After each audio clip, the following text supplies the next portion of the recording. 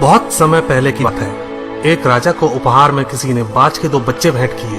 वे बड़ी ही अच्छी नस्ल के थे और राजा ने कभी इससे पहले इतने शानदार बाज नहीं देखे थे। राजा ने उनकी देखभाल के लिए एक अनुभवी आदमी को नियुक्त कर दिया। जब कुछ महीने बीत गए तो राजा ने बाजों को देखने का मन बनाया और उस जगह पहुंच गए जहां उन्हें पाला जा रहा था। राजा ने देखा कि दोनों बाज काफी बड़े हो चुके थे और अब पहले से भी शानदार लग रहे थे।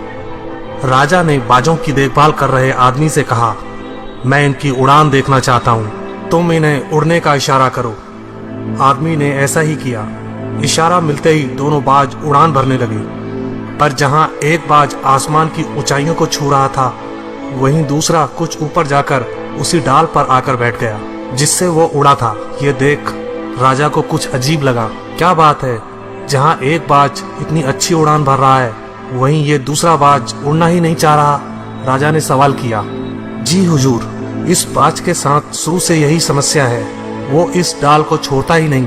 राजा को दोनों ही बाज प्रिय थे और वो दूसरे बाज को भी उसी तरह उड़ना देखना चाहते थे। अगले दिन पूरे राज्य में ऐलान कर दिया गया, जो व्यक्ति इस बाज को ऊंचा उड़ाने में कामयाब होगा उसे ढेरों इनाम दिया जाएगा।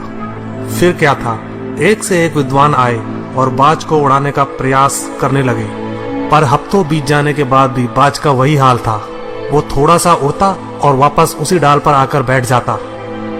फिर एक दिन कुछ अनोखा हुआ।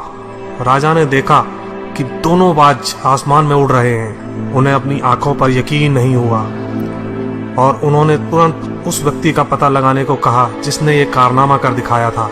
वह व्यक्ति एक किसान था। अगले दिन वह दरबार में हाजिर हुआ। उसे इनाम में स्वर्ण मुद्राएं भेंट करने के बाद राजा ने कहा, मैं तुमसे प्रसन्न हूँ, बस तुम इतना बताओ कि जो काम बड़े बड़े विद्वान नहीं कर पाए वो तुमने कैसे कर दिखाया। मालिक, मैं तो एक साधारण सा किसान हूँ, मैं ज्ञान की ज्यादा बातें नहीं जानता। मैंने तो बस वो डाल काट दी जिस पर बैठने का बाज आदी हो चुका था, और जब वो डाल ही नहीं रही तो वो भी अपने साथी के साथ ऊपर उड़ने लगा। दोस्तों, हम सभी ऊंचा उड़ने के लिए ही बने हैं, लेकिन कई बार हम जो कर रहे होते हैं उसके इतने आदी हो जाते हैं कि अपनी उड़ान भरने की, कुछ बड़ा करने की काबिलियत को भूल जाते हैं। यदि आप भी सालों से किसी ऐसे काम में लगे हैं जो आपके सही पोटेंशियल के मुताबिक नहीं है, तो एक बार जरूर सोचिए कि कहीं आपको भी उस डाल को काटने की जरूरत तो नहीं जिस पर आप बैठे हैं। धन्यवाद दोस्तों।